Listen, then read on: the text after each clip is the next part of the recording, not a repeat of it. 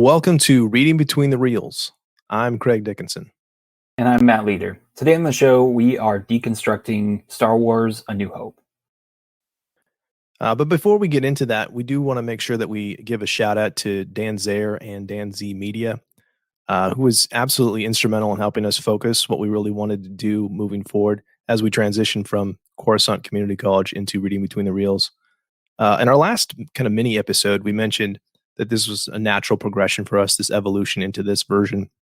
But we do want to also acknowledge that we had a conversation with Dan, and that was absolutely key in helping us realize exactly what we want to do. Yeah, I completely agree. I think it was a situation where Dan, who is part of Coffee with Kenobi, a very well-known podcast, has a lot of that experience that we didn't have. And it was just really insightful to talk to someone who had the kind of experience and we could bounce ideas off of and really have some good, deep conversations about what we wanted to do. Yeah, absolutely. So we'll put some links to his stuff in the show notes, and we're gonna hopefully have him on as an upcoming guest when we get to the sequel trilogy. That was something we kind of already talked about, so we'll get that hammered out, and that's something that you guys can look forward to as well. So, speaking of A New Hope, though, let's go ahead and jump into cinematography. And Matt, what did you have that stood out to you as regarding cinematography for A New Hope? So, Star Wars: A New Hope I kind of feel like it's a difficult movie to kind of deconstruct a little bit for a couple different reasons. First, I mean, it's been around for a long time. It's one of the most influential movies that exists today. I mean, modern blockbusters are in a lot of ways born from Star Wars. It kind of grabbed the zeitgeist like no movie had before it. And the number of filmmakers who have come afterward who were so deeply influenced by Lucas's work in A New Hope, I don't know if you can really put a number on it. And so, when I'm taking a look at this and I'm thinking about the cinematography of A New Hope, I had to really simplify it for myself. And I had to ask myself, okay, A New Hope is this classic. Why? Why was it a classic? What was done so well? What maybe wasn't done as well? And there were actually two things in cinematography that kind of fell into both categories for me. And so it's like, okay, if I have to say something, it's like, what is one thing that just bothers me a little bit about A New Hope? And it's a little bit of the pacing. And, I was thinking about this when R2D2 and C3PO are on the Sandcrawler, and it just kind of lags a little bit. It just slows down. You have this rip-roaring entry into the film with the Rebel cruiser being attacked by the Star Destroyer, and it's one of the most iconic entries into any movie ever. And then it kind of grinds to a halt, and it's not all bad or anything, but I do feel like it kind of slows down a little bit. One time we were talking, and you mentioned the fact that like Luke, the main character, doesn't even show up for about 20 minutes. Right. That's a very slow start. Now, on the other hand, the editing is fantastic. And I think the editing of the film really saves it in a way, and it's just extraordinary. And part of the reason that goes with that is the camera work itself, the actual movement of the camera is fairly static. And you have kind of talked about it as documentary style. And I know exactly what you mean by that, where it is a little bit more static, where the camera doesn't move too much. But I don't even know if that's an accurate description of it anymore. We have documentaries that are incredibly cinematic and dynamic camera movements. So, it's very stationary, very static as far as the camera movement, but the editing is just on fire. It's quick, it's sharp. The editing cuts right when it needs to. And a perfect example of this is the TIE fighter attack. When, it's kind of famous that Lucas and the other creators of the film used kind of stock footage of World War II fighters and used that as to help them with the pacing and the timing of their editing and the cuts. And it's so perfectly cut that even though the shot itself might be fairly pedestrian, the editing gives it an energy and a pace that the actual shot itself doesn't. Yeah, no, that's great. And as you're saying that, it makes me wonder. We talked about how influential the film is, and how documentaries were a certain way, and now we've talked about how they're more modern. And I wonder how many of those documentarians are actually influenced by Lucas's work, even though they're the subject matter is totally different. Probably But a yeah, that lot. was one of that was one of the things that I did notice on this rewatch is that it is not as documentarian, if that's the right word, as I remember, or the reputation is. That there are certain shots that, even the TIE fighter attack, there are certain things where the camera moves a little bit to follow the TIE fighters. But some of the like most iconic shots, things like the first person point of view through the Death Star, through the trench run on the Death Star is it's the camera's moving all over the place, and it definitely takes away from this. I'm just going to set the camera in a corner and film the actors to I'm going to put you in the film. Like it becomes this first person, super immersive experience. So that, I mean, that's one thing that definitely stood out to me. And again, yeah, like kind of like you said, like, well, what can I find that's different? Like, what kind of breaks the mold of, well, A New Hope is this thing, right? Well, so what are the things that maybe haven't been talked about? So that's one of my big things I noticed in cinematography. And then the other great camera move that I loved is where Tarkin walks into the conference room right before Vader chokes Maudie, and they have that discussion about following after the plans, and the camera pans around the table to kind of show you all the Imperial officers, and I think it's like I think it might be the first time that you have that type of move. Most of the time, the prior to that, the camera's been pretty stationary, and then all of a sudden, the camera's doing something.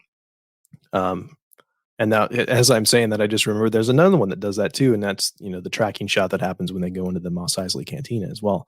So there are a handful of things, and like the more you think about it, you start to peel it back a little bit, and you're like, wow, there really is a lot more to this than it has. We kind of take it for granted that it is kind of this, this classic film. It's iconic, but you start peeling it back a little bit. Right? There are some.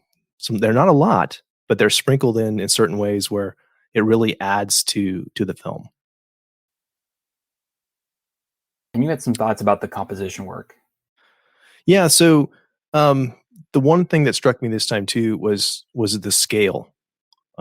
We talked about a lot about this with Rogue One, and how it really did a great job of playing up how big the Death Star is, and A New Hope does as well. You have a couple of things where you see the Millennium Falcon getting pulled into it, and like you can't even see the entire Death Star, and the Millennium Falcon is tiny. And you also see it when the Star Destroyer, which we also know is huge, um, against the Death Star, it's also small. The escape pod that the droids are in when they're falling to Tatooine becomes very tiny as you're trying to take in the entire shot of the planet. So just these things, just to give you this sense of scale, and it all builds. It goes through this world building thing where things are huge, and you look at it, from a movie from the 70s, those shots were really not possible until Lucas and company came along and said, "This is what I want. This is what we're going to do." And so it adds to this the verisimilitude of the film. There you go, Dan. I threw in verisimilitude. That it feels real because it's so big, right? It doesn't look like a model. It looks like actual things happening. So. What are some of your thoughts on the sound? So sound, it's much like we talked about cinematography. Like, what can you talk about with the effects? I mean, you have to basically talk about everything because it's the first time you hear a lightsaber, first time you hear a blaster. When they go to hyperspace, the droids, Vader's breathing. I mean, what can be more iconic than Darth Vader breathing? And it's all of these things that have entered the pop culture. You mentioned zeitgeist earlier. I mean, it's these things they're so iconic. I'm going to keep saying that word, but they stand out. And now we kind of take them for granted. Yeah, that's what a lightsaber sounds like. But if you hear it, you immediately know what it is, right? For in any context at all, you hear that and you understand and recognize what that is. So I mainly looked at soundtrack. That was the thing I wanted to focus on with sound. And when we teach this to kids, we usually have them focus on leitmotif because Williams uses it masterfully in this film. And there's, of course, you have Leia's theme, you have the Rebel fanfare, Death Star has its own theme. There's an original Imperial theme, but I think the one we really want to talk about is the Force theme. So, Matt, what do you think about the Force theme? What are your thoughts on that for this film? What pops into my mind, and you already kind of mentioned how iconic the sound is. And again, this is something I kind of struggled with a little bit. Where do you go to talk?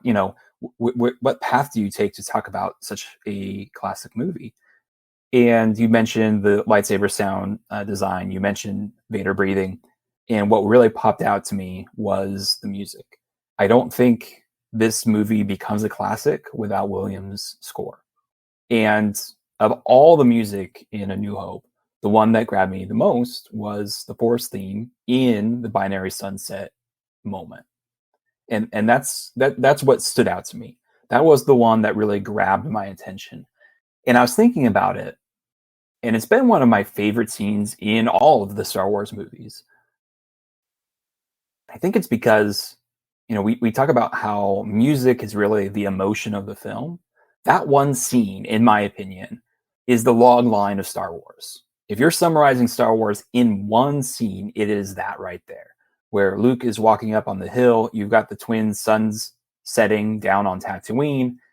There's a kind of beautiful sky behind him. The wind's blowing, and you hear the Williams score just swell. And it's all about this sense of adventure, the sense of moving beyond yourself to something bigger, more important. And I think it's such a universal feeling that is captured in that moment of wanting more for yourself, wanting more for your life, to do something that's meaningful with it. And I just can't think of anyone who can't, at some level, connect with that. And I don't know if I could give uh, a more ringing endorsement of someone's music than to say that it emotionally connected with me. And I imagine it emotionally connects with basically everyone who watches it, because they instantly recognize the emotions that's going through Luke, the emotions in that moment. And that's Star Wars right there. Yeah, that's beautiful. I mean, I can't really add to that too much except for to ask you, when you say it's like Star Wars in a nutshell, I didn't even say it as beautifully as you just said it. Do you mean A New Hope or do you mean the saga? Because I I think it mean could be, everything. because it could be for everything, right? I mean, it really is. It captures the prequel trilogy. It captures the sequel trilogy. It captures everything that Star Wars is good is good at, right? It is that hero's journey. It is that connecting emotionally. It is that wanting something better, wanting to be more, and finding that the strength to be that. So that's Yeah. beautiful, Yeah, and I would say, if you're adding a word to that nutshell of Star Wars, it's hope, right? right? And if you think about the main characters of the story, Jin, Ray, Poe, Finn, Luke, Leia, Han, all of them, Anakin, young Anakin, of course, um, Sure. Padme. I mean, all of these people are trying to be something bigger and better than where they started. Yeah, that's amazing. I mean, that and the Force theme is used so beautifully in this film. I mean, it's used in all the Star Wars films, and I think and I'm gonna have to watch more carefully as I go through the rest of the original trilogy and into the sequel trilogy, because what I noticed in this one that I had never noticed before was just how much it really seems to mark points of Luke's destiny. Um, we talked about this a little bit before, that off air, that when Leia puts the disc in R2, that you hear the Force theme for the first time in the film, and it's very much like, hey, it's like destiny is getting involved here, right? We hear it when Kenobi introduces himself. We've previously heard it during Twin Sunsets, right? Binary Sunsets, when we know Luke is wanting something more, and he's not quite been given the opportunity to, but he's kind of had the conversation about it, just with his aunt and uncle. That's what's just happened. Like, he thinks there might be something more with the droids, and then maybe he won't get to do that. And so he's wanting to, and he's on the cusp of getting to go on this adventure. And then we hear it again, the Burning Homestead, which is one of my favorite ones, when when he comes back, already given Kenobi the excuse that he's not going to go, and finds that he has nothing left when he gets home, that his aunt and uncle are dead. And you see him, and that really wide shot of him just, so almost silhouetted against, you can see the smoke and the homestead on fire, and you hear that, like, very it's a very emotional, but it's sad, but it's also, there's this resolve to it. at a version of the Force theme, and I find it interesting that that's the version that shows up again in Force Awakens when Rey catches the lightsaber. That it's that same really slow kind of plotting, but like super important. It's got a level of gravitas, especially when you tie it into Luke is finally on his path at this point, and I think that maybe that's kind of what the rhyme is when you get to Rey. Like she's finally accepted the path that she's supposed to be on. So that's, I mean, what more can you say? The Force theme is amazing, and there's other leitmotifs as well, but I think that one, I think we've unpacked that quite a bit. So moving on to performance and acting a little bit, we kind of have our sliding scale of acting where you have static, dramatic, and melodramatic. And for the most part, I think that all the actors are kind of hitting the emotional beats that they're supposed to be hitting. They're all fairly dramatic. I think it verges on the melodramatic a tiny bit. One of the things in the documentary Empire Dreams, kind of looking behind the scenes of the Star Wars trilogy, the original trilogy, uh, Lucas told his actors often faster and more intense on the set of A New Hope, and you kind of see that a little bit. My mind immediately jumps to right after the trash compactor scene, and everyone's kind of yelling at each other. And Leia's yelling at Han, and Luke's yelling at both of them, and Han's yelling back at Leia and yelling at Chewie, and there's that kind of just hyper emotional state, and it makes sense in the context of the story. So I don't think that it's melodramatic or anything, but the actors are all bringing their A game. I think they all do a very good job. Obi-Wan is fantastic. I think he brings a very calm presence to the film, and I think again, thinking about like why is this a classic movie? I think one of the strongest parts of the performance is the fact that the characters are so clear. There's a sort of clarity in who these people are, and looking at the prequels, that was one of my bigger complaints, is that the characterization felt muddy. It felt muddled, and I wasn't quite sure. There were too many characters who were exhibiting this kind of stoic, nothing's going to kind of phase them. It was very static acting, and I feel like A New Hope breaks that mold, and you have a very clear sense of who Luke is, of who Leia and Han are, who Obi-Wan, Vader. You just get a sense of who these are as people. Yeah, and I would even point to, as you're saying that, I just thought of the costuming. That you talk about clearly defined characters. I mean, Vader, all in black when he uh, enters the Rebel cruiser, the Tantive 4, and it's very clear that he's the bad guy. Right, there's no question about that. And you see Luke and Leia in white, like good guys are in white, and you even have Han, who's kind of verging a little bit back and forth. And we'll talk more about that in a few minutes. That he's kind of got black on the outside and white underneath, right? That he's got a heart of gold underneath. So some of these things are super obvious, but it's like there's uh, an intentionality to it, right? That like this character will be this, and it follows through. Kenobi is very much, he fits that the archetype of the mentor so perfectly.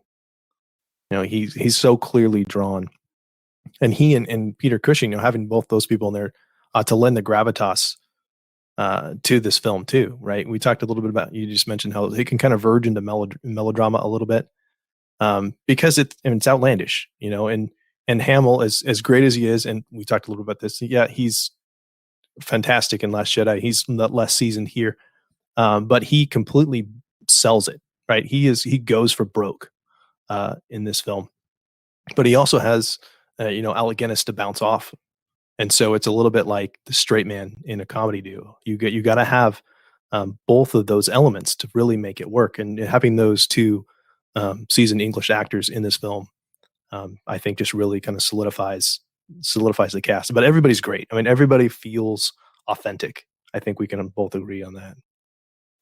And to bounce off of that, talking about Mark Hamill, I think it's pretty amazing how whiny he is in the film. And there's moments when they're in the Falcon, right, with Obi-Wan, and there's this moment when a warning light comes on, and I think Luke says something like, "What's that?" or something, and What's that Han flashing? yeah, slaps his hand away, Yeah. and it's just that moment of like treating Luke like such a child Yep. in a way, like don't touch that, slap his hand away, and I actually really like that. I think not only does Hamill sell it, but looking back now, of course, we know that this is the beginning of a beautiful character arc. But you have this kind of world weary smuggler who isn't a bad person, but he's still looking out for number one. You have Obi-Wan as this wise mentor who knows way more about the galaxy than you would ever suspect. And then you've got the whiny farm boy who's looking to make a name for himself. And it's just kind of a wonderful dynamic. And you see that in the Death Star when Han and Luke are arguing about whether to go save Princess Leia. And just that conversation alone gives such clarity to who these two people are. Yeah, no, absolutely. You can see, Han's posture in there, like kicking back when even when he's being told like Princess Leia is going to die, and he has that, well, better her than me, right? I mean, how much you can tell who he is in that single sentence. She's going to kill her. Well, better her than me, right? And then you see, but she's rich, and you see, Luke just start. And it's funny too, because like you can see Luke actually kind of manipulate Han a little bit. That Luke, even though he's kind of this naive farm boy, is also a little bit, oh, maybe I have a swing I can do to kind of push his button a little bit. And it's funny, as you're talking about Luke and being whiny, and I agree he is, but like not in a bad way, which is kind of weird.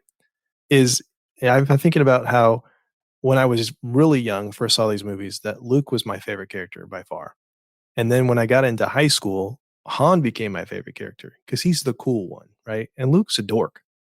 He's a nerd, he's not the hero yet. He's on the hero's journey, and I didn't know about the hero's journey at the time. But now Luke, coming full circle, even in A New Hope, I love Luke. Luke is my favorite character now after seeing all these things. And so it's kind of like you go through these different phases and certain things appeal to you. Where now Han's like, he's kind of a jerk, right? He ends up having a good side, but the things that made you, and by you I mean me, like hesitant to appreciate Luke, I don't have those issues anymore because I've seen the whole picture too, right? You Well, see where he goes. and I think that just speaks to why it's a classic. I mean, as the viewer ages, there's different aspects of the different characters in the movie that you grow to appreciate in different ways. Absolutely. And I also think, we talked a little about, we get to see the bigger picture, right? So we get to see Luke in Last Jedi, and we'll get there. I'm very much looking forward to talking that with you. But both of us love that movie, and both of us love Luke's portrayal in that movie. And so seeing where he goes, it gives you this layer of context, right? You kind of see the bigger picture. And one thing I wanted to point out about this too is when the prequels come out and we get young Obi-Wan and we get his backstory, if you will, the conversation, especially with Obi-Wan and Han, when they're negotiating, passage to the Alderaan system, takes on a whole new meaning. Because if you watch carefully, you can actually see Obi-Wan roll his eyes as Han's bragging about how fast the Millennium Falcon is. And it's, it's funny, you can just kind of almost read on his face his inner monologue of like, dude, I killed Darth Maul twice. Like, I fought in the Clone Wars. I did all of this stuff. Who are you? You flew a fast ship one time? That's nice. Okay, whatever. So it's and then facial expressions too. I mean, we've talked about this a lot. I think we talked about this in our cinematography episode. Oh, actually, probably our performance episode. Now that I think about it, of Obi-Wan's performance while he's talking to Luke about what happens to Vader, and you see kind of that pregnant pause as he's like, "What happened to my father?" And you see him. Okay, what am I going to tell him? And that's the way we read it now, right? Okay, what version am I going to tell him? Am I going to tell him the truth? And knowing as we do that that's not what he was thinking, right? Because at the time, Luke and Anakin, or not Luke, but Anakin and Vader were two different people. So he's not, in the moment, Alec Guinness is not thinking, okay, how do I sell this lie? He's telling Luke the truth, but his level of performance is so nuanced that it allows you to interpret these other things. So as far as like setting and design, the first thing that stands out to me is I watched A New Hope for the first time in 4K, and it looks fantastic. And for me, there was a level of groundedness in the setting and design that was I really appreciated. One of the big complaints about not just the prequels, many movies nowadays, is that movies feel like there's too much green screen. It doesn't feel real. It doesn't feel authentic. And all the locations in A New Hope feel very real. There's this kind of dirty griminess. The Falcon is a perfect example where it is kind of filthy, but it looks lived in. It looks like Right. a real thing, and that's kind of a fantastic feeling to have for this kind of space adventure movie. Yeah, and totally different. It's like the first of its time, a first of its kind. To have that lived in, that used universe is the phrase that often they're used, and it's kind of funny that we talk about like dirt is real, right? You're getting this earthy dirtiness is the thing that actually makes it feel realistic. And from here you get things like Ridley Scott's Alien, right? Which totally doesn't look like shiny, polished, even futuristic. Looks like it could have happened like in the next decade. And prior to Star Wars, all these things where you think like Buck Rogers and Flash Gordon and all of these sci-fi with like the tinfoil suits and stuff like that. And so we get this that always felt fake, right? But now it feels real, even though it's completely it's fantasy. There's magic in this one, but this one feels more real because of the attention to detail um, in things like the Lars homestead, which feels like a place you could live, right? Like whatever Aunt Beru is doing in the kitchen, like I can almost smell it. It feels lived in. So does Obi-Wan's hut. It feels like a place that someone would hang out in. You can almost taste the blue milk. Almost. And then even the Death Star is it may be the only thing that's kind of dated in the film, especially when we talk about that control room where Han and Luke were, where Luke convinces Han to go help Leia. Especially like the red, for some reason, that red wall with the blinking lights looks a little bit dated to me. I mean, I don't care because I love the movie and it was in the 70s when this was made.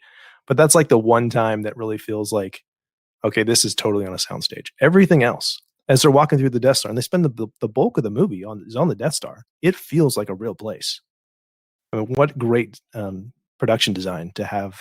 It's so simple too, right? The grays and the white lights, but it feels like a real place. So I have to ask you, Craig, and we've talked about this a little before, and our conversation now will have to be on the more abbreviated side. But the issue, I guess you could say, of the special editions. So, like I said, I watched it in 4K for the first time, and the cleanup job, the restoration that they did was amazing. I guess you could say I'm like the theatrical cut purist for Star Wars. I like that cut of the film, but I do really appreciate a lot of the restoration that they did. As like one small example, I have the old DVDs. I think the last time they released the theatrical cut was on DVD, and that was the last time, the last edition, I should say, I had seen of A New Hope. And you can see the boxes around the TIE fighters as they're flying Right. around. It just doesn't look that good, and they really clean that up on the 4K release. But a lot of it I just don't like. The dewbacks on Hmm. Tatooine when the stormtroopers pick up the droid parts and they're like, "Oh, we found parts of a droid," and you see the dewbacks and stuff. That just doesn't add anything for me, and it doesn't look good. So many of the special effects, like you talk about that control room, I'm willing to forgive it because it's the 70s and that's what they had at the time, and most of the other effects look very good. They have aged very well. But some of the stuff from the special edition, just in my opinion, haven't. Jabba is another perfect example of something that I just did not need.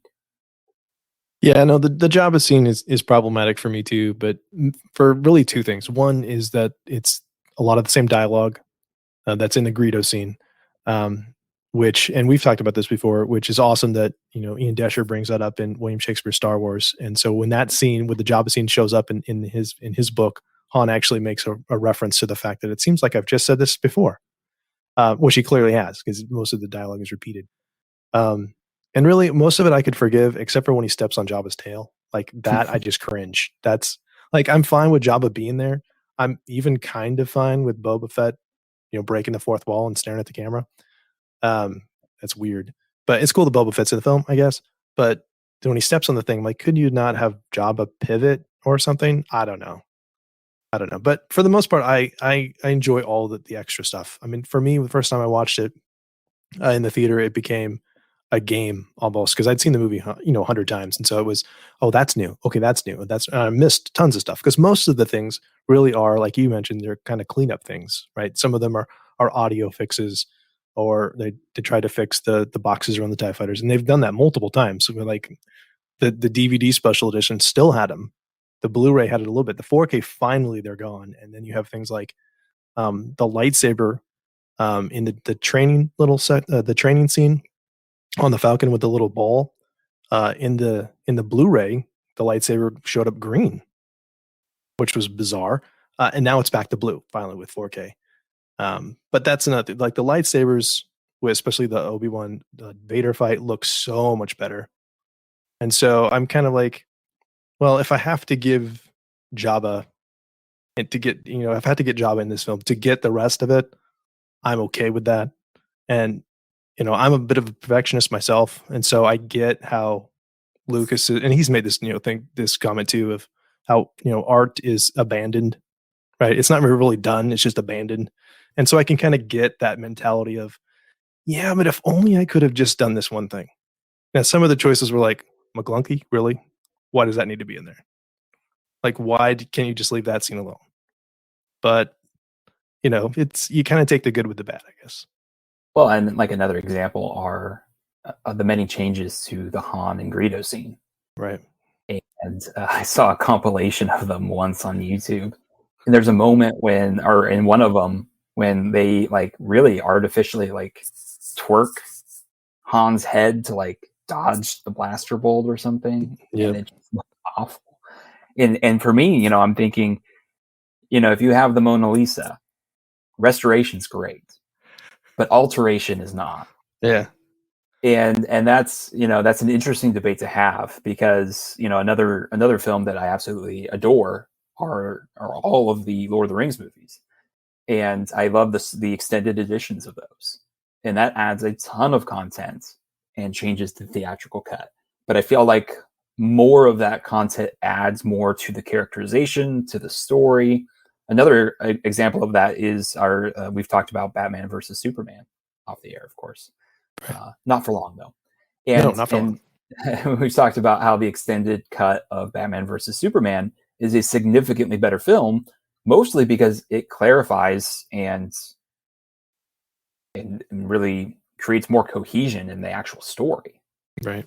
And those are important changes to make. And things like the Han scene, Jabba, the dewbacks, it doesn't add anything to the story. Even that you said it yourself, the Jabba scene is pretty repetitive, and I feel like that kind of stuff is altering for the sake of altering, not with a clear purpose of making the story better.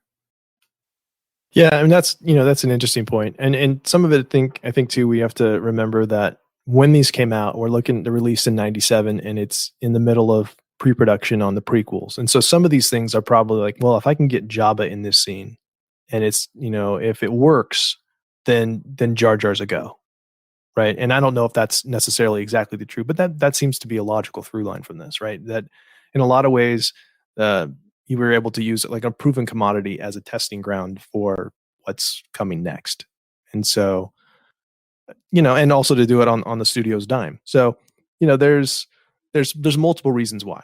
Artistically, yeah, I think we can probably both agree that scene doesn't necessarily belong, but I can see, for the greater good, like you get Tarkin and Rogue One, you get any number of things, right, that have showed up later with digital characters. So, let's characters. I mean, I think we've probably talked about characters a lot. I did have one question for you though, because I mentioned that Luke's my favorite character in this film. Who's your favorite character in this film? I thought about that.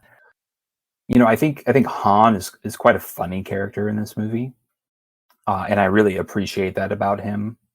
the scene where he's trying to convince the Star Destroyer or Star Death Star guards that everything's Yes. fine is fantastic. I mean, and so it's like I absolutely love Han, um, and it's hard for me because I can't separate in my own mind Luke in Just a New Hope from Luke in all the movies.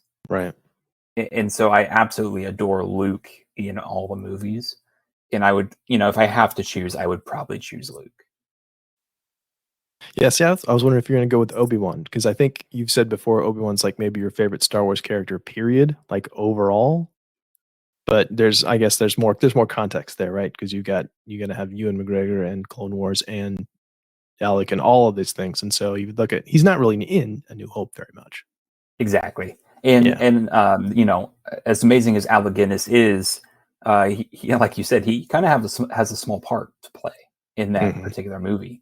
He's at the twilight of his life and his life's work, where I love the Obi-Wan and Satine stuff from the Clone Wars, and how interesting of kind of a foil that relationship is to Anakin and Padme. I think that's awesome storytelling. I love Ewan McGregor in the prequel movies. I think he's the shining star in all those films, um, other than Sheev, of course. But Exactly. uh, so yeah, I would say that it's close to a toss up overall between Obi-Wan and Luke. But in the live action films, I might have to say Luke overall. So yeah, speaking of Obi-Wan, when we get to the galaxy, the Force is kind of the main thing that we like to look at.